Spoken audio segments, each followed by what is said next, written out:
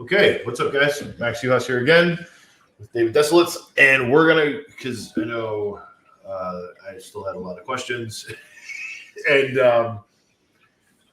yeah, just about what Budrunner is, how it works, how it operates, and I think having the visual to the whole thing is actually going to help a lot of people. So I am literally going to not talk. All right, so if you missed the first episode, go back to the first episode that talks about Budrunner launch, and revolutionizing cannabis delivery.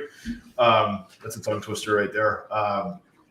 But yeah, essentially, Budrunner is hands down. I've seen a lot of apps. I've seen a lot of point of sale systems, but this is by far the sexiest system I've ever seen. And I wanted to bring. I'm basically capitalizing David's time here to maximize all the information that you can get about it. So I'm going to switch screens here to show this. And you know what? I'm actually going to do it like that so that we don't even see our faces anymore. And David, I'm going to let you take it from here. Let's talk about Budrunner. Sure. Ignore the corporate structure 2023. The slides deck we've reused the slides for some other things. We normally would title it differently. But for the sake of time and everybody's time, we just keeping it the way it was titled for the last one. So we're Budrunner. You saw it on the last episode. On the last episode there. We're a last mile logistics platform for dispensaries. Our team, we're comprised currently of 4 individuals. One of which is full time. That's me. The other 3 are part time. When they're not working on their day jobs, they end up doing stuff for me. A little bit about me. I'm 32. I got 2 kids, 8 and 10. I used to be in the United States Army. I was in their cyber intelligence division from 2008 to 2016. I was a former full-stack software engineer for Wayfair's Gray Matter Innovations team. We created cutting-edge innovation solutions to solve modern-day e-commerce issues. I have a BA in software engineering from MIT and an MBA from Boston University. Our co-founder, also my wife, is our CMO and CFO. She's 33. She got her marketing and she's currently a marketing and brand management rep for Wayfair. She obtained her master's in graphic design and digital marketing at Boston University as well. Our chief compliance officer has a Juris Doctorate in law with a concentration in risk management and compliance from Boston University. If you haven't started to see a theme here, we all, are good friends from college, from our college days. And got back together to, currently build this. She's currently an underwriter for risk management at a local credit union here in the state. From there, our chief technical officer, he's 61. I actually served with him in the United States Army for a little while when we crossed paths. That's how I ended up getting to meet him. He's former NSA, did also former cyber intelligence for the United States Army as well, and the current sitting director of IT for the University of Maine's college campus system. Together, we put all of that together to end up building this platform, which is, an online ordering and delivery platform. We have 3 key players. Budrunner as a whole, we serve 3 different people.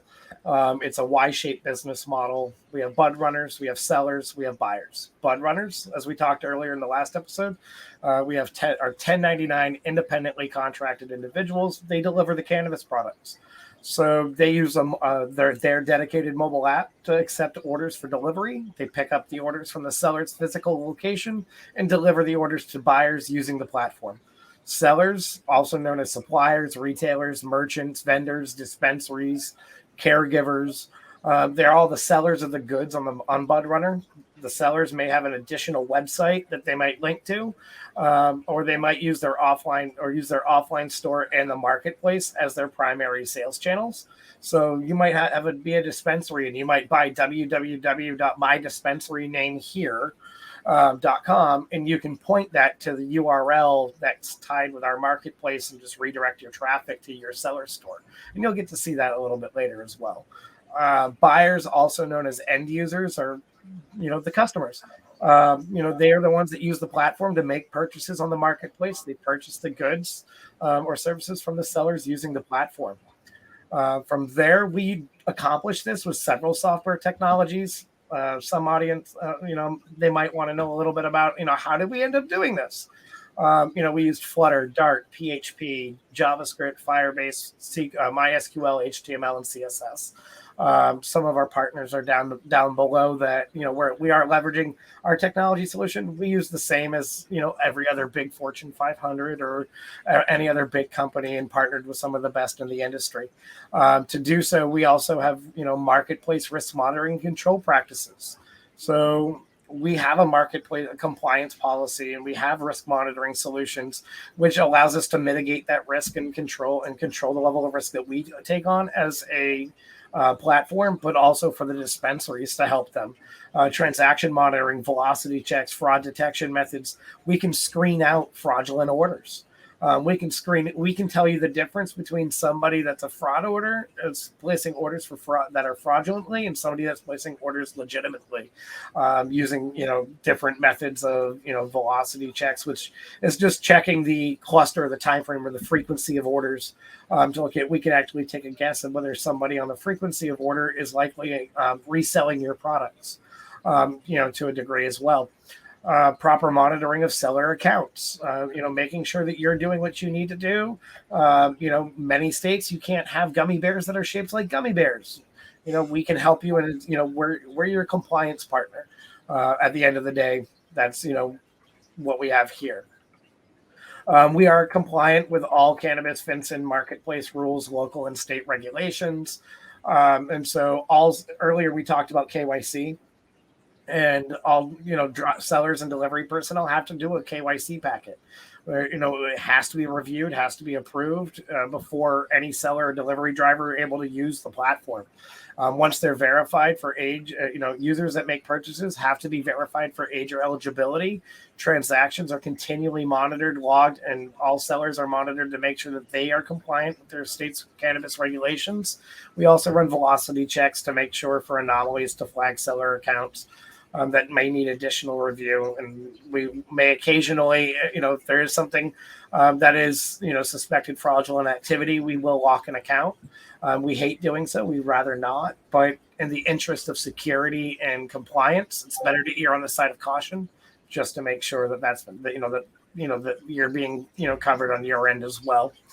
And so we do collect some information from you.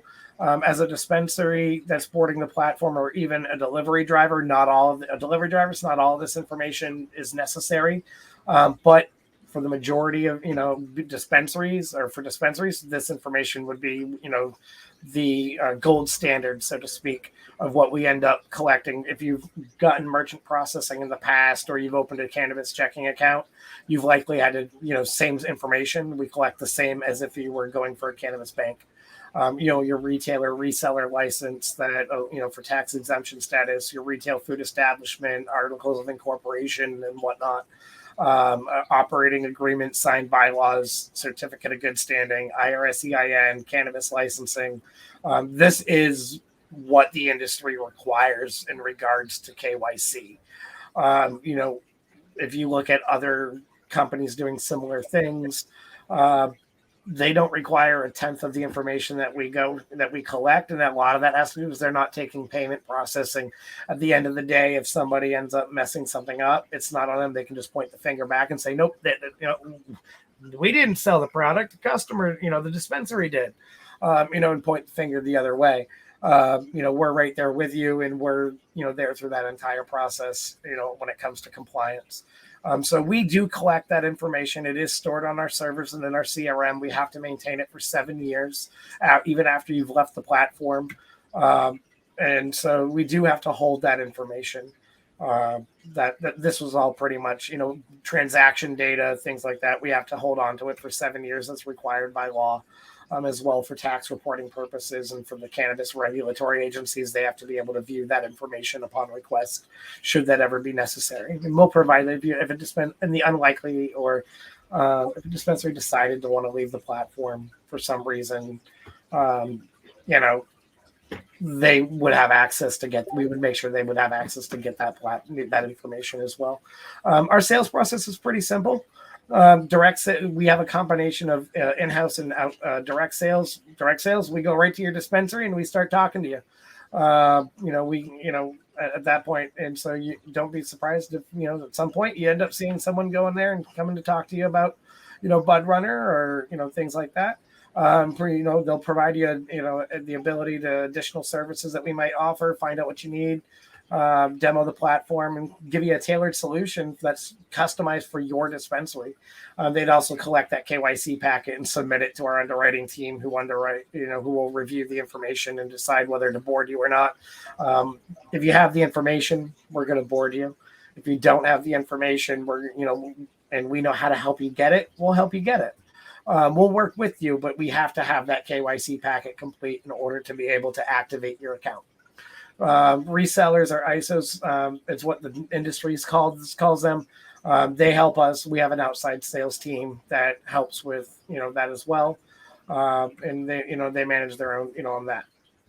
Customer shopping, customer sees the marketing advertisement or it's directed to Budrunner to place online orders. When you board the account, you're going to have to tell the customer where the new ordering methodology. How do I buy your products online? Of course, you as a dispenser are going to want to do that. You're going to tell that you're going to advocate to your customers and tell them, hey, we now accept you can now order your cannabis online or from our store by navigating to budrunner.io. And so they will end up visit the platform, shopping the site, creating an account. You can use your login using their Apple, Google, or Facebook login. We are working on Apple. It's in this because it's already been edited. It's active development to add that in. These single sign-on logins for customers does pass data back to pixel tracking. We can see this age and the geographical locations. At that point, we're using it also as a secondary age gate. So predominantly, you don't have to. The industry has noticed that if you do not have to see an age or to create an account, you can just reuse an account that you already have, your Google account or your Facebook, etc., and log in with those. 9 times out of 10, the user is going to take that option. And because of that, if we can gate you Facebook or Google when you create that account, it's asking you your birthday for a reason. We can actually see that information and use it to actually age gate so that users over 21, in addition to that, so that way, if you went and lied on the age gate when you go to the banner and you have to type your age in, and if it's wrong, it sends you to Sesame Street. And if you've managed to get by that, this is kind of a secondary that's there as well. That allows us to be able to verify users as well. Users are only able to see or order from dispensaries that are within their geographical region and zone. So a customer in New Mexico will be unable to see anything about it, ads or banners or another dispensary from Maine or any other area. Zones are smaller geographical regions within a larger market. So Boston, Massachusetts might be a market group, but that market can have several smaller zones inside it that users can be geo-fenced into. So we can create those zones so each zone has a rule set. So this zone methodology is one of the major things that allows us to overlay, the New Mexico's laws versus Nevada's laws. And so that way in New Mexico, their rules apply. But if a user is in New Jersey, their rules apply. And geofence them in. Users are also only see within 20 miles of their current geographical location. So that way, they're not seeing, somebody that's 8 hours away from them or 4 hours away from them that, isn't relevant to them. So you're going to get relevant customers that are in your local community that are cannabis users that are looking for your products. And if you run your ads or your promotions, your ad spend is going to be maximized for that demographic that you already have. And so that way you're getting the best bang for your buck. Website, mobile app, the site itself loads dynamically based on that user's geographical location. Because of the zones, when you hit the website, it's geolocating. It's finding where you are. And once it locates where you are, it's going to then load the site and the content based on where you're at. And it then would only, as I mentioned earlier, it would only display the sellers or dispensaries that are in that user's geographical region, and only display those banners or ads from that region as well. So this is a placing your order. So this is screenshots from our mobile app. And so in this mobile app, we have a test dispensary called Hazy Moose, and a few others on the screen. So when you first open the app, this is the left side here is what you're going to see. You're going to end up being able to find dispensaries near you, and you can see the locations. You can see popular cannabis products nearby near you. You can see what's new on the Budrunner app. You can see the best reviewed products, and then you can see all the dispensaries near you. And you can this here, right here is a filter for dispensaries that offer in-store pickup or delivery. At that point as well. From here, you can physically tap on a dispensary. In this case, was Hazy Moose, and now you can see all the products that they sell. And so a dispensary can have not available now, and they can actually granularly set that this product at this price is available from this time to this time. And so you can have this product here that might only be available from 4 to 5.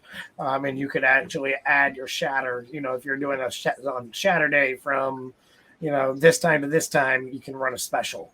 And that special is available for that product at that time, and it would actually know, and it says, yep, that's available here, and otherwise it'll show it, but it'll say not available right now. In this case, for the demo line, it was just listed as everything not available, but mileage would vary on that. From here, you also have ratings. You can see the rating of the dispensary, the location.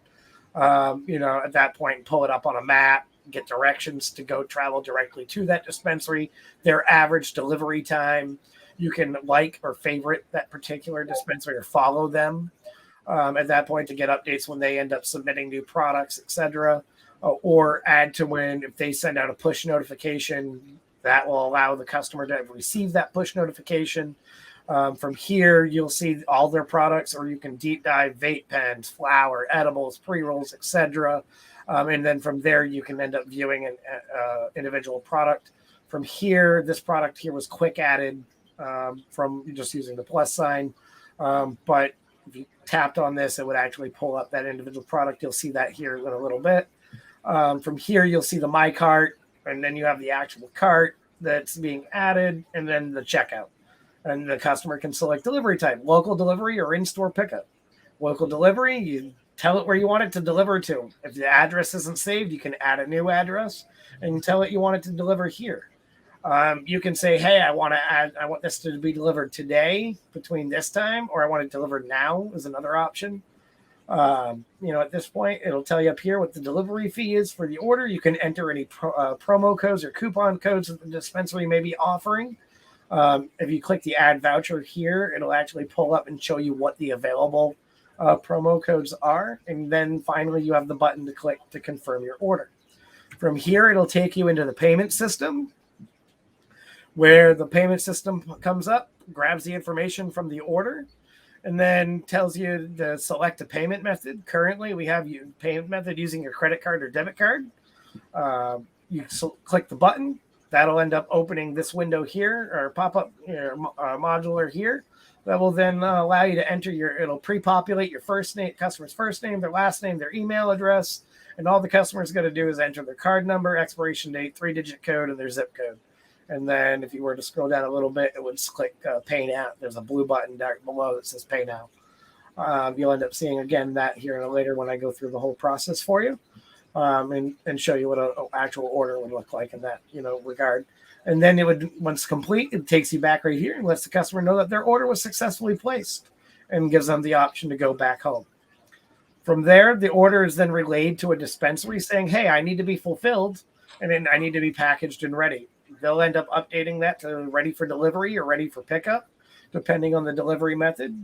That our app will then send the customer a push notification letting them know the current order status.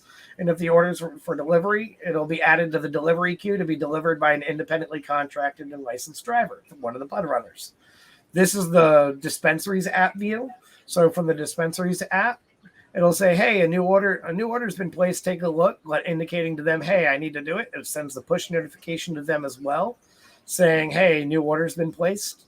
From here, they'll click OK, pops up the app, or pulls the order up for them. And then from here, it'll end up letting them know the product, the quantity of that product, the customer's details. They have the ability to chat with that customer. Let's say this product wasn't available. Their inventory's off. And this product that says it's available is actually out of stock. They can let the customer know and see if maybe they want to substitute a product that's similar or product at that point. Likewise, the delivery driver has already been assigned to this order, and the dispensary has an ability to call that driver or to chat or text message or chat them as well. At that point, the dispensary, once they've confirmed product availability, they'll select confirm. It'll make them secondarily click yes that they really want to confirm that order. From there, they now start fulfillment. They start packaging that order. Once it's done being packaged, they just swipe like Tinder and swipe to prepare. From here, they'll end up going through, and once the customers or the driver's there to pick up the order, they'll swipe when it's ready for pickup. So they're swiping here to prepare. They're swiping here to say, yep, and to move it into the next order status. So they're just saying, yep, it's ready for the driver to come pick it up or ready for the customer to come pick it up. From here, the delivery process, it's easier. I'll just say all this anyway when I'm in this. This is the delivery app. This is the delivery app home screen. And this will give effectively it's the dashboard for the drivers. So this will show them their balance, how much they've earned today at delivering orders, how much they've earned this week delivering orders, and how much they've earned this month delivering orders. It'll say, hey, today's order's one. Oh, I delivered one this. In this app, it's saying that it's delivered one order today, one this week, and that in the lifetime of the account, they've delivered one order. And this is the total value of cash on hand. It's never actually going to go up from here on out. It was initially built for COD, but to make the industry safer, we ended up moving with a online payment method. But we initially built it to support cash on hand and for COD payments. But we've moved away from that, and so that's no longer a live feature at this time, although that box still does stay there. It'll just stay at 0. Anywho, once they go through, they'll click the button down here on the menu. That'll end up pulling it up that says Test Dispensary. And it'll say, yep, this dispensary has an order request that they need to have that, to have an order picked up for delivery. It's going to tell them here, there's a $5 delivery on that. They can accept it. Once they've accepted that order, it's going to pull them up the details that tells them how to get to the dispensary. So it's going to say, I need to go to this dispensary. There's an address. The driver can click the button directions. It'll open up, if you're on Android, Google Maps. If you're open on iOS, it's going to open up the Apple Maps equivalent, and it'll give them turn-by-turn navigation to the dispensary or to the customer. Same process, just different button to click. From here, they can call the dispensary, message the dispensary, or they can call the customer. Let's say they're having issues locating the customer's house. They can do that here. At this stage, though, they're going to swipe to pick up the order. Once they get to the dispensary, they're going to go and they've picked up, once they have the order, they'll swipe this, which will then push the order into the next stage, which will fire the customer a push notification that says, hey, your order's been picked up and it's out for delivery. This here is when the driver gets to the customer, and they're going to deliver the order. They're going to swipe to deliver that order to the customer, and at that point, it'll end up giving a few other screens. They weren't grabbed in this slideshow at the time, but we will likely end up seeing those here shortly, and if not here in a few, when we get to that point. From the WebView platform, this is an age gate. And so this is just, again, I mentioned earlier, we do age gate. And so this is here. So that way, as a dispensary, you have to run one anyway. So if you're using our platform for online sales, you already get the benefit of having an age gate already put together and already doing that. This is a web view of the platform from the customer perspective. So when they land on this platform and they get into the web app, they can actually shop the dispensaries, shop here. This gives them that availability to see.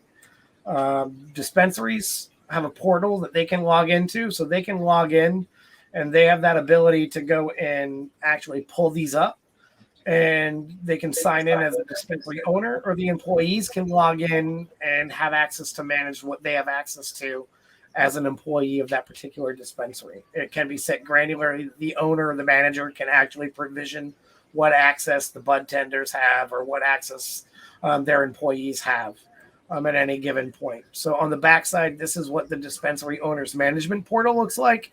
They can see how many orders that you've confirmed, how many orders that have been packaged, what's ready for delivery, what's already out on the way that we've already handed off to a delivery driver or to your own delivery driver. From here, you can see how many orders you've delivered, how many orders you've refunded, how many orders have scheduled, and you can just see all orders. And that's a cumulative total here. Yearly statistics. This will show you from a monthly perspective, months and currency. Currency being on the y-axis and x-axis being the months. And that'll give you revenue earned over time. And then if you scroll down on this, there's actually some more. We will also see this here in a little bit as well. This is just, as I show here, this is just the overall statistics for this particular demo dispensary. And so, as I mentioned earlier, it's permission based. Dispensary owners and managers, they can give each employee a custom set of permissions based on that job role. This is in the platform, how that's done. So you can have, this dispensary, can have someone that's only their sole job is to inventory products and inventory and add the products to the system. That might be all they do. So you could end up giving them access to product and give them access to, handle those. You might have somebody that does your back office accounting, so they can see orders. They might need to see the wallet side. On that end, you might have someone that's doing HR, and they might need to have access to employee. You might have a bud tender that might need access to order chat to be able to communicate with customers, and point of POS to do point of sale, and maybe reviews.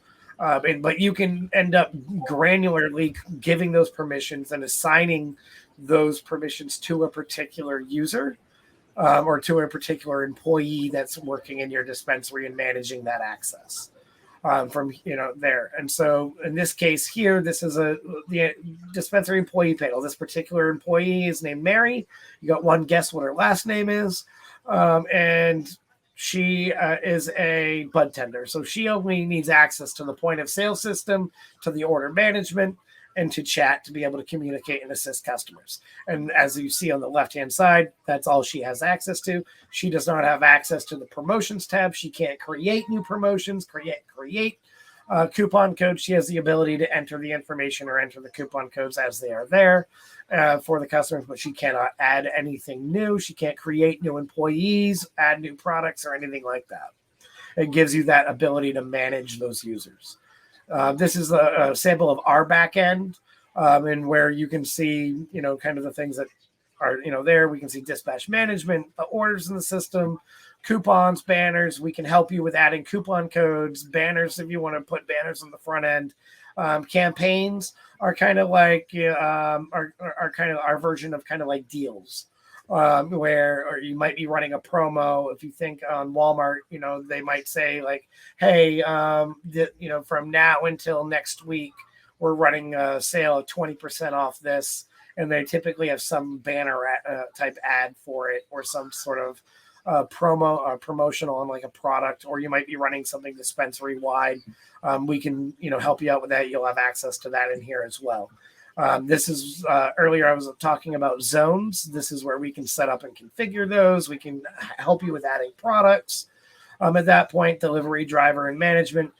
We can do everything that you can do, and we can see that information as well for the monitoring for compliance as well. Zone management, as I mentioned, if you think of these little squares or rectangles, trapezoidal, for the sake of the demo, that we just threw a couple in here. If a customer is in this Bangor, Maine, inside of this red square or trapezoidal square or rectangular square looking thing, they would be able to see the shops that are inside this square within 20 miles of their current geographical location. If somebody is outside of that and they're not in this one and they're not in this one, it'll tell you service is not available in your area. At that point, and it's going to tell them that, the service isn't available there. Again, it uses the location of the user. It's geolocating the users and fencing them into there to prevent interstate commerce, while also being able to, if looking on this map, if you were all the way out here in Rangery, you wouldn't give a, you wouldn't care what, the dispensaries in Bangor are offering as a customer, because you're not going to travel from here to here to go buy your cannabis products. At best, you might go from here maybe to Old Town, Orono, Lincoln. You might go to Dexter, might go to Dover, Foxcroft. But, you're not going to go from Bangor and travel out to Skowhegan to go get your cannabis products. Might look like a short distance here between Bangor and Skowhegan, but it's about an hour, 2-hour drive. And you're going to be driving past dozens of other dispensaries. Why? Again, customers, they're going to buy what's local to them. And, at that point, they might go traveling, and again, they'll fall into another zone.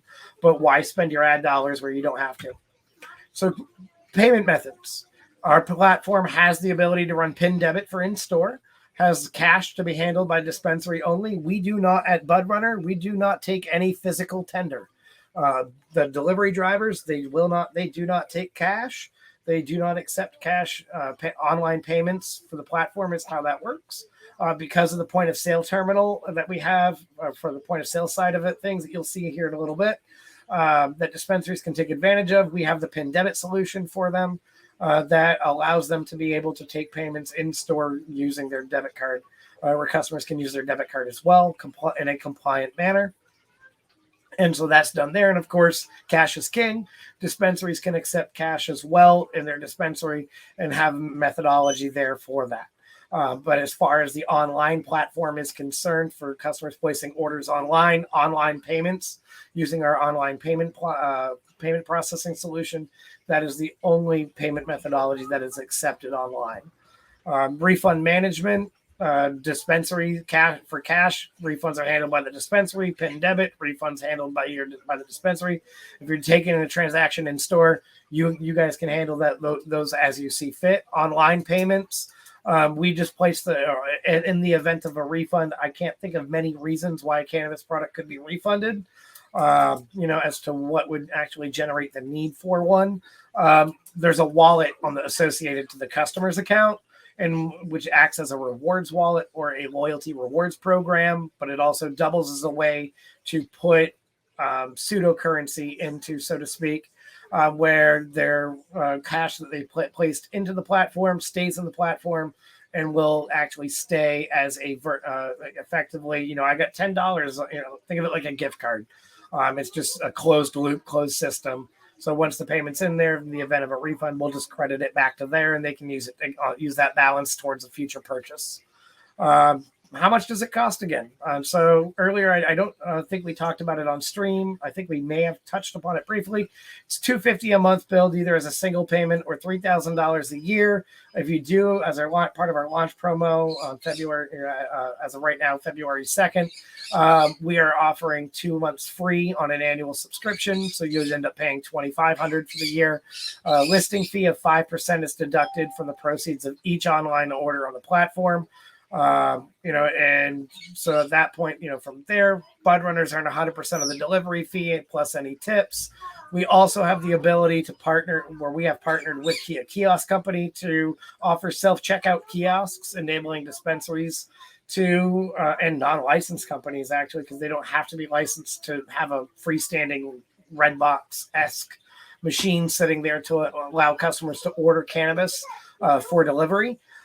They can't sell. They're not selling the cannabis. They're just putting a machine there, and Budrunner's just running its app on it for the dispensaries to, or the merchant, to end up enabling customers to end up getting place orders there. Think of a mall or the local dispensary to have a QSR where a customer can just place the order, and then the bud tender can just say, yep, order number 35, and they hand the order to the customer and verify their information.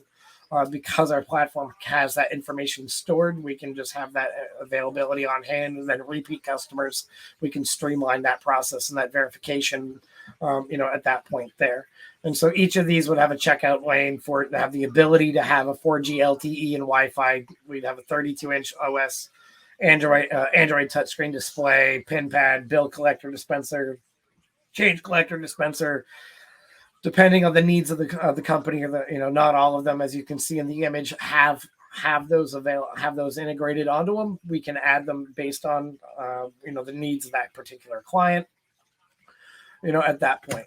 And so the other aspect that we have the ability is to our platform. We have our own side app that works with the Google Play Store, for the TV App Store for Android TVs. And then for Apple TV, we have our own app that enables dispensaries to run digital menu display boards.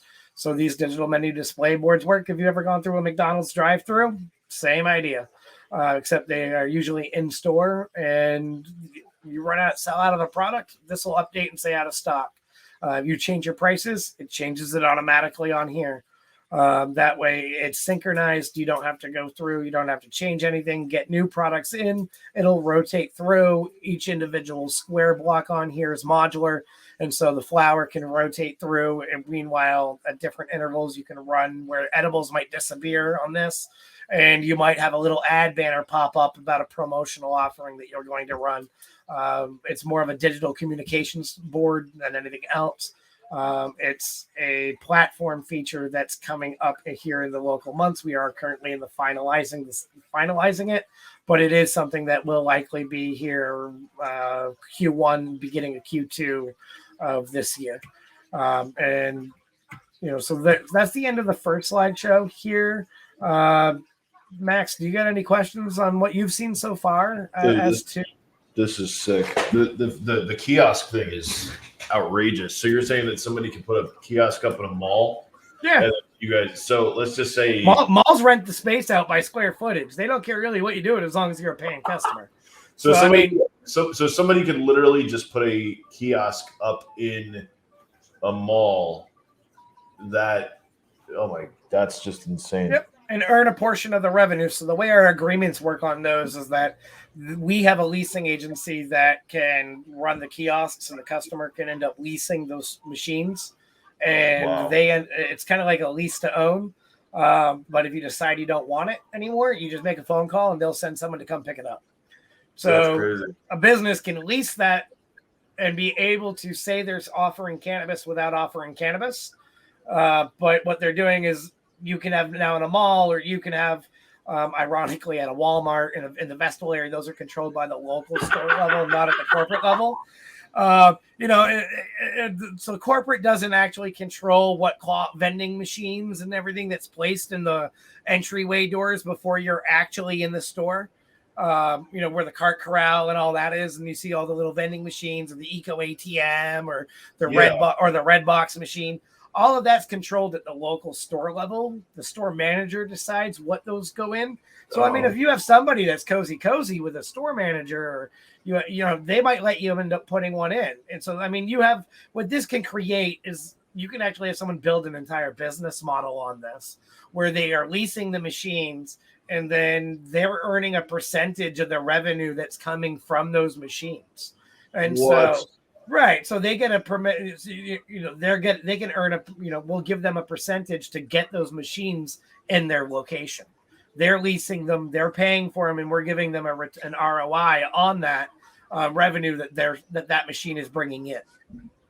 It's the same way like with Frito-Lay or PepsiCo. If you get a vending machine, the vending company has the title to the machine and it's getting placed there, but we earn a percentage that, PepsiCo might stock and fill it, but the owner of the property that machine is placed on, they get to keep a percentage of the proceeds that come from that machine. So you can put it in an office building, you can put it in a shopping mall, you could put it outside of like a head shop, you could put it Head shops is actually a great synergy. You can put it in a cultivation or at a hydroponic shop. Right. Stick one over at the hydro shop. Or if if you wanted to go, you could put it outside of a restaurant or something where it's like, hey, I want to. That's crazy. Yes. So brilliant. And then from there, let me close that one. So let me close that one there. just so that way I don't open the wrong thing, like we did pre-live. We'll go and open this one. And so this one here, we got to kind of start a little bit with Webvan. And so we're going to segue for a minute. And we have to talk about the beginning.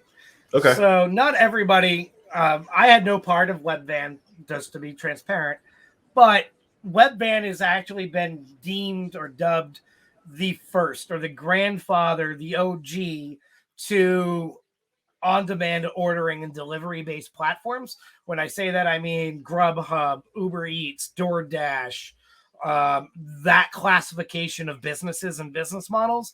Webvan actually was the first. A lot of people may not have actually heard of it. They were early 2007 ish, still while the internet was young.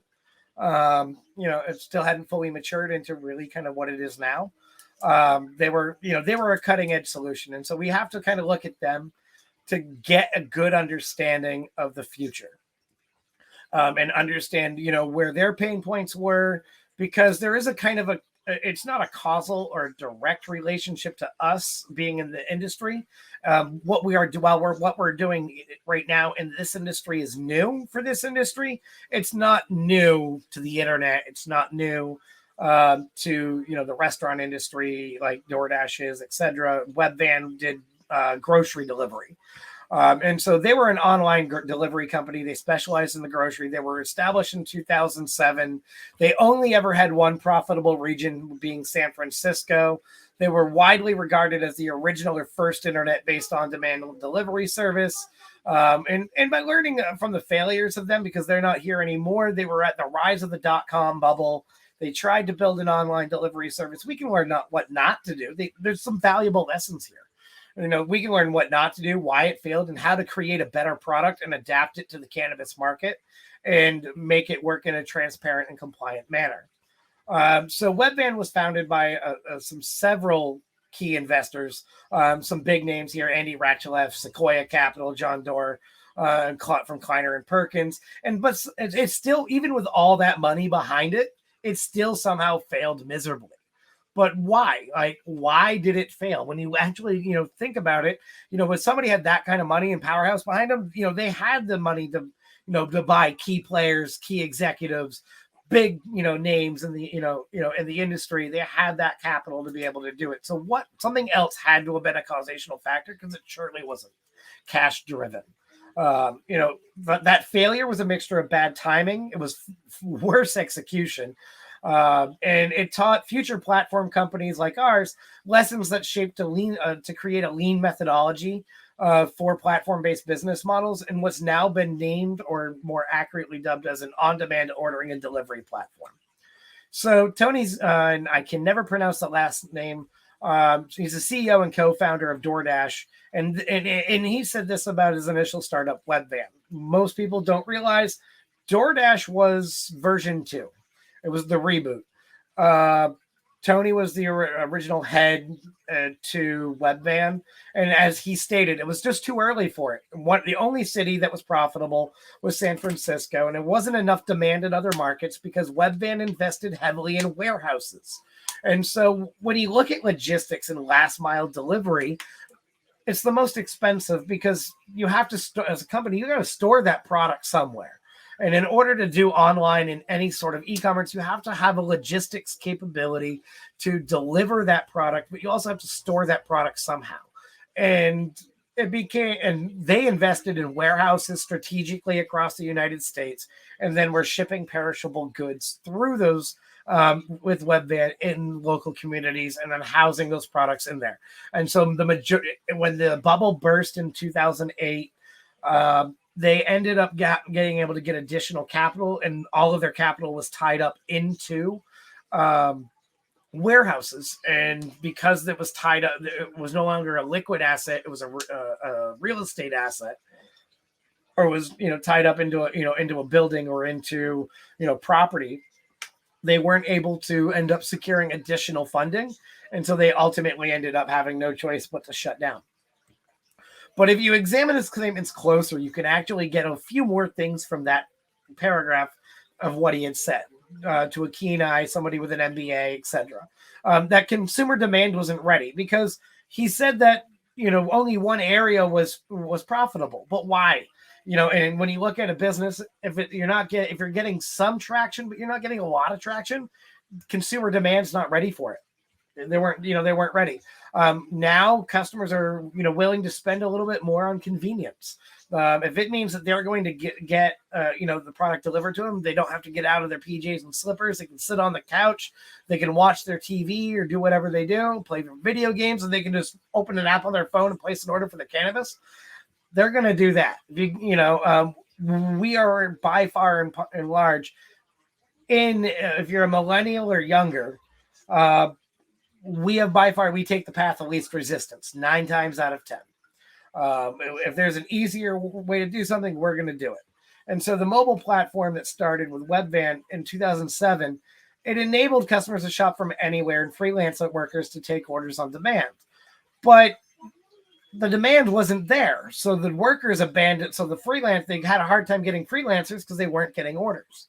And then the merchants at the time weren't ready to really offer convenience over experience.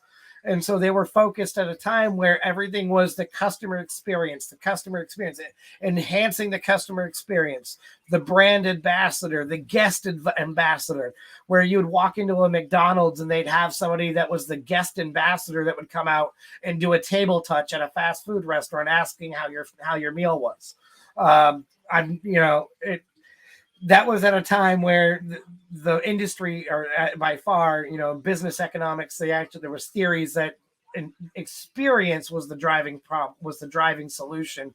By giving the customer the best experience, you can get the best bang for your buck, or the best customers to return, generate more revenue, gain more customers, gain more traction, etc. Scale your business. And over time, customers actually realize, hey, I want convenience. And so what you notice is that businesses that are offering convenience to their customers, and that are giving friction-free or minimal friction environment, highly convenient shopping experiences, you'll end up seeing that they make more money. Customers tend to spend more and more frequently. You see it in COVID. It really shined in COVID. If anyone wants to actually look at it, just simply look at the stock pricing of DoorDash and Amazon from 2020 to late 20, from the beginning of 2020 to about mid 2021, to early 2021. You can end up looking at the graph for the stock market index. I don't know if, Max, you can actually pull that up while I'm talking. You can actually pull either of those up, and you'll actually see the stock value, which is a driving indicative force to looking at, an investor's not going to invest more money into a company if they're not being profitable, or they're not seeing an uptick that makes them attractive to end up investing more in, to raise that stock price. That stock valuation. I think Amazon went to almost ridiculous, to almost somewhere between $3,000 and $6,000 a share at the time. Over the pandemic, and then after we got over that pandemic area, that price you could see it dip back down, but it never returned to what it was previously. It's just when the lockdowns happened, that was the only way to get anything. And so what you're really seeing is, customers, when the lockdowns happened, you could still go into the store. People just weren't, and all these companies came out with that availability. And so consumers are signaling that they're willing to spend on convenience. They're even willing to tend to spend a little bit more, to get that convenience. The Budrunners, they are our key player, at least until autonomous driving picks up. I might be considered a madman, but I mean, I get something about it just makes me kind of smile and chuckle when I think of a dispensary fulfilling an order and buckling it into the passenger seat of a Tesla that can do fully autonomous driving in the future, and you have a fully autonomous vehicle driving to a customer and then notifying the app when the customers, the Tesla's within so many feet, notifies them that their order is there. I mean, clearly there's there's obviously some logistics to figure out with that, but something just makes me giggle when I hear that. At least, fully autonomous driving. It's kind of just brings me to the Jetsons. One key, value proposition for dispensaries is the expansion of their customer base and apps and delivery services. So what did we learn? But we've studied the failures that have been made by companies in the past. Webvan's one case study that we've looked at. There are others, and learned what has and hasn't worked for similar companies. While additionally, we built the company blueprint that create its own path to success. So how are we different, and how is Budrunner, going to do that? We've built a last mile logistics cannabis platform that we have a set of services that are designed to grow the dispensary sales, produce a membership program similar to the Dash Pass, that connects consumers to the merchants that sustain them, at that point, so that consumers can end up, maybe down the line they can subscribe and get free delivery, or at this time it's a loyalty and rewards program is really what likely that membership is going to be. It's a rewards membership where for every dollar they spend, they earn points, and then those points can be converted to cash that gets put in the rewards wallet. And currently that rewards wallet can then be used in lieu of using your debit card to pay for your order. So just by spending money at a dispensary, you're earning rewards points that can then allow you to use those points instead of the money to buy your cannabis. And our that's our vision, and our mission is to enrich the communities in which local businesses operate, being cannabis businesses, while creating a safer experience for the customers in the community, reducing, as we talked about in the first stream, reducing OUI, reducing, drivers getting robbed with the theft, creating theft deterrents, creating safer cash controls. One of the dispensaries, I thought about it after the stream, was that there are several articles where the IRS is having to actually open centers that act as nothing more than a vault because of the cannabis industry and its lack of a hard time to access cannabis banking and how to pay their taxes, and where the dispensaries are having to transport large sums of cash in duffel bags was one of the articles was talking about, and take it directly to an IRS building so that way they can pay their taxes in cash because there's no other way to do it. Cannabis banking, we have connections and banking partners that are cannabis friendly. So that way, if a dispensary doesn't have one but wants to use our service, we can do that. We can get you set up with cannabis banking and get you a cannabis checking account that you can have your funds deposited into. So that way you have that availability. And so there are, we are a vertically integrated solution, and we're here to help you. I like to say, we're your friend in the cannabis industry. And our goal is to grow and empower local economy by working with Budrunner. Your dispensary, you are actually helping to support your local economy and build your local economy through cannabis, which does a couple things. It helps to destigmatize the industry. It helps, if that local park gets revitalized and gets a new playground set because the local cannabis coalition, at that point gets together and does it, or you're creating jobs that otherwise wouldn't be there through the creation of gig economy by enabling drivers to deliver cannabis orders. You're creating, jobs that otherwise wouldn't be there to empower, that individual to put food on the table, to earn additional money they wouldn't have had otherwise to make ends meet. Powerful, enriching things that, help enriching people's lives. But it's done at a local scale, at a local economy, and that, it's keeping big commerce, from big money out from just running an ad that's being smeared everywhere, or it's being done so that way the local dispensaries and within that local community are able to do so. Sure, you might have some dispensaries that are bigger MSOs that might be on the platform, might elect to be on the platform as well. But they don't operate everywhere. Meanwhile, states that have legalization, they'll have that ability, and they're not being overshadowed by that as well.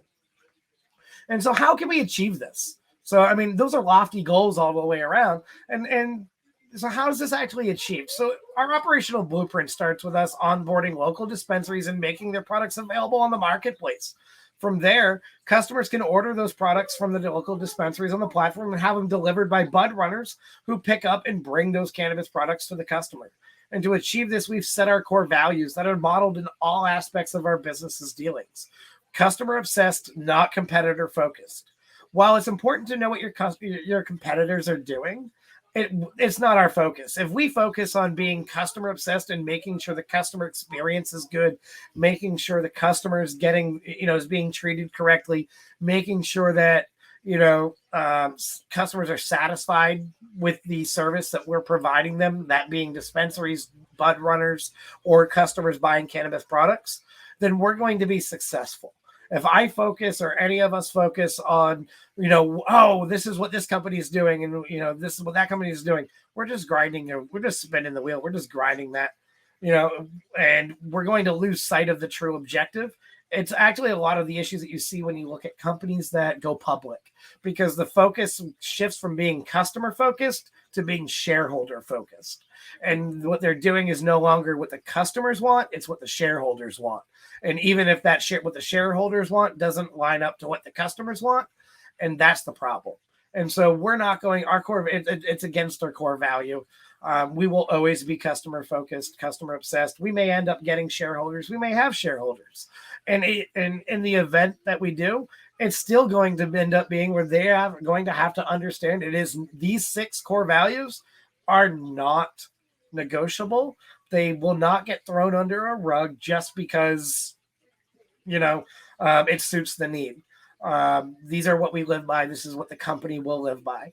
And so we will do 1% better every day. There is always room for improvement.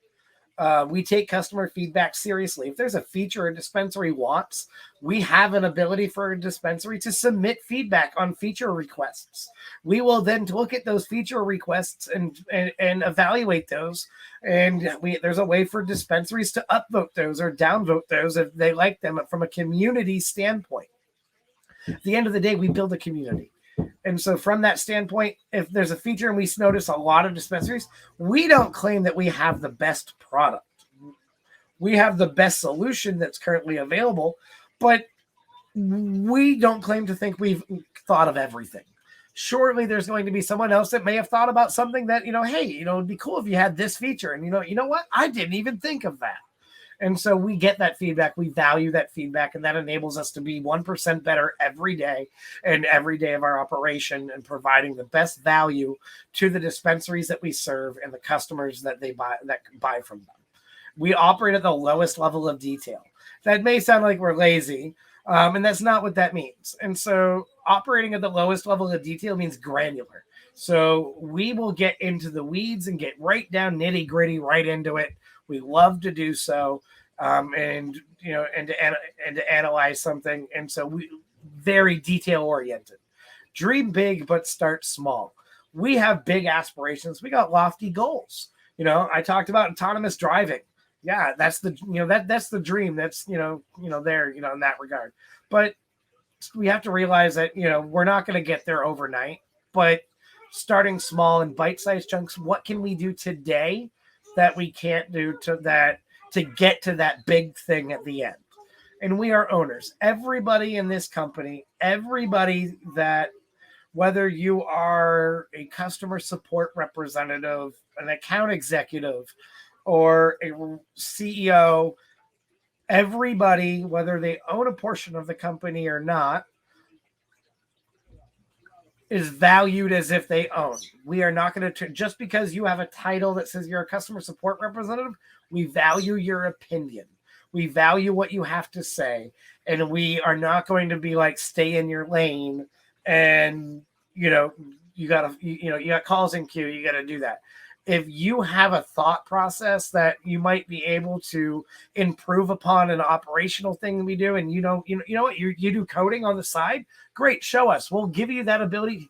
Go ahead, build something that build out you thought of, bring it to us, let us look at it, sit down, and who knows, it might get added to the platform. Who knows? It might actually end up becoming that, and it might actually lead to that promotion.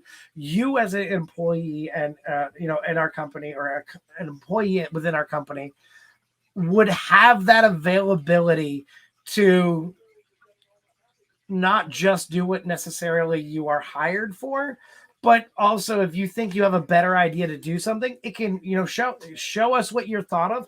We'll give you that ability and creative freedom to design or build that out. And, and from there, we'll look at it and review it together. And we may actually add it, and it may actually lead to that promotion. It may lead to that design change.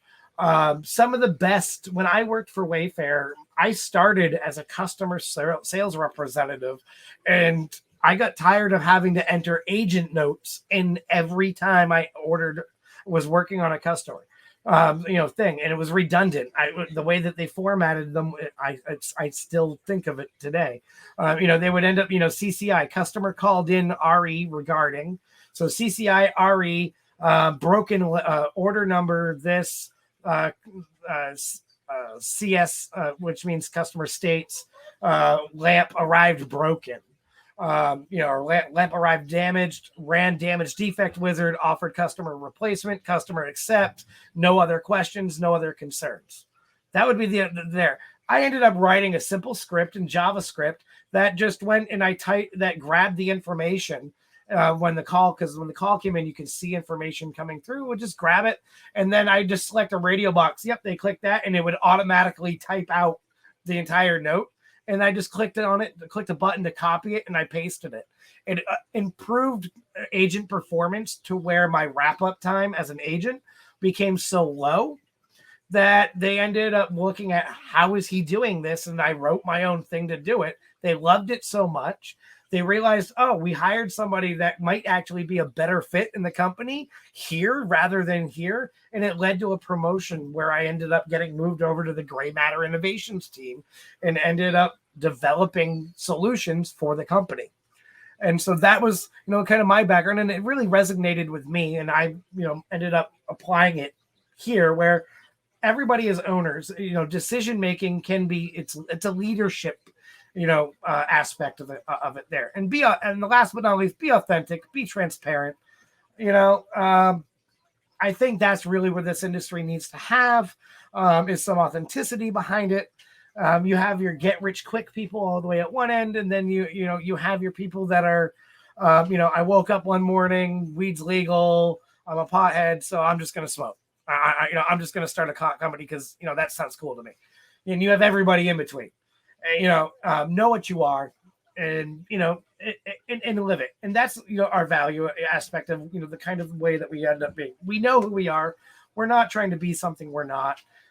We know who we are. We know what we're going to do. We have a plan to get there, and these values will also help ensure that we stay focused to get there.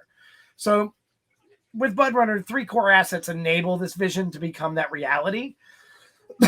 Where our on-demand logistics platform can facilitate a local delivery of cannabis purchased from licensed local dispensaries within that geographical region.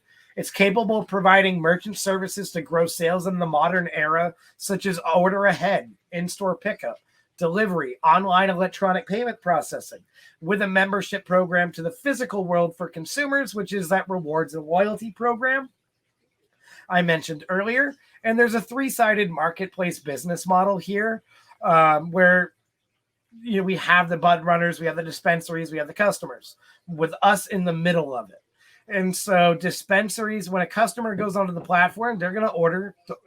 It's going to go through the Budrunner system, going to go to the dispensary. Budrunner is going to go pick it up from the dispensary, and then they're going to deliver it to the customer. And at that point, and so With that, there's 3 key players. So let's look at those. You have your 1099 subcontractors. You have your licenses, carriers, transporters in the respective states. They use their license with the Budrunner delivery app. They can accept orders that need to be picked up, bringing the orders containing cannabis products from dispensaries to the customer, and they can earn extra income using their choice of transportation with a pay model of base pay plus tips and by delivering orders for dispensaries. Merchants make their products available, and whoa, that font's big. Make their products available on the platform and in turn increase their revenue and gain more exposure. So you as a dispensary, you're the merchant, you would make your products available on our platform, which is in turn going to increase your revenue and gain you more exposure to customers in your geographical area, in your geographical market. Because while you're also marketing to your own customers, we're also marketing in your area as well. And we're also going to market to your local community and to your customer base to gain additional exposure. So you almost gain a benefit from us in terms of where you can also ride the marketing side from us to gain additional revenue and that additional exposure. And there's 3 simple steps to get started. You tell us about your dispensary, you upload your products, and you package, we deliver. Of course, these are very high mile viewed, telling us about your dispensaries, the KYC packet and all of that there. I still have to change that image. Customers use the platform to shop, place orders, and pay for their cannabis products online. And so customers, they shop the website like you would Amazon or eBay or any other larger company like that as a marketplace. And they, shop and select and find and pay. And so what's the value here? Why do this? What's the value in this? What are people getting out of it? So Budrunners are getting flexible opportunities to earn additional income. Budrunners are going to get earnings transparency. So they control the amount of money that they earn. So they get 100% of the tips. They get 100% of the delivery fee. We don't take anything out of either of those two. And it's a community building. So if you think of a Budrunner, likelihood of a Budrunner being a cannabis consumer and delivering to their local community, likelihood they're going to end up delivering cannabis products to people in their local community that are also like-minded. And inadvertently, almost inevitably, somebody is going to end up, maybe we should, they might get talking. They might, be delivering in a Metallica t-shirt. And, the customer really likes Metallica. Or they might run into each other down the line, or that customer may be like, hey, this is cool. How did you get doing this? And might create more, it allows you to, I laugh and almost say it's kind of, acts almost in a way of a community building, kind of like, building a networking, so to speak, of like-minded folks. Merchants. And so for dispensaries, this is demand creation. Dispensaries can tap into the existing and growing consumer demand that's present on the Budrunner platform. This is, geared towards as we're already building and growing, with dispensaries, on the platform.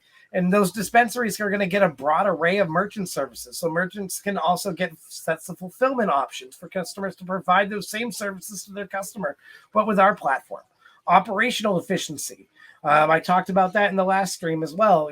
With increasing an operational efficiency, our platform can be plugged easily into your dispensary's workflow by expanding the service capability. Last mile delivery isn't always a simple investment, especially for local merchants operating in cities where customers might want to get orders across town. And to do so efficiently and cost effective, you'd be surprised, there as well. And customers' convenience, wide selection of products to choose from, great customer service, and they get value, the balance between convenience, selection, and the quality of its offerings. And so with that, there's 3 elements in business that will strengthen our overall business model while also strengthening yours as a dispensary. And so it's a flywheel approach. This may look really confusing to begin with when you look at it. I promise you it's not as think of when you look at this, look at it from an infinity perspective.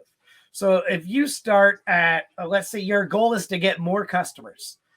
Okay. Well, if you get more customers, local network effects will end up, and we'll get more into what local network effects, brand affinity, and economies of scale are here in a moment.